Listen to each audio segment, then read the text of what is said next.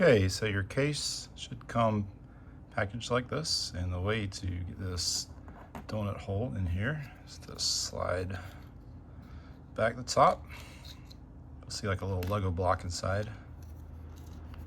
Take that out and notice how it has the Lego bumps on one side, not the other.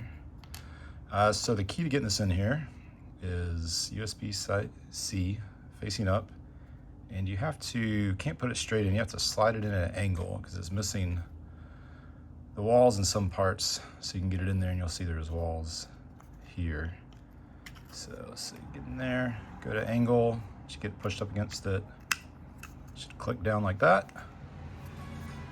You take the little Lego block, and with the Lego nubs facing down, it should fit in there. You should see that there's a, I don't know, let's make it out on camera, but the wall is missing right on these sides, just so you can get it down in here.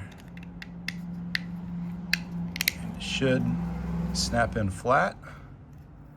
And that kind of secures the board in place. And then take this part, and I generally like to use the part that's not on the print bed, so the part that looks more textured like this, and that has the rounded or more rounded edges on this side and this side. Take it like this, and you'll see some like little ridges that can fit into right here, and then it basically is going to float all the way across until it meets back up with the little ridges over here that it can fit into.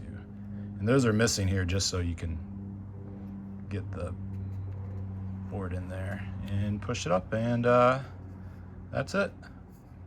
And if you ever want to take it out, it's a little kind of the reverse, but what I recommend is getting your headphone jack, kind of inserting it 90% of the way, and then kind of pushing up on one end, going to the other end, doing the same, and then it'll eventually come out.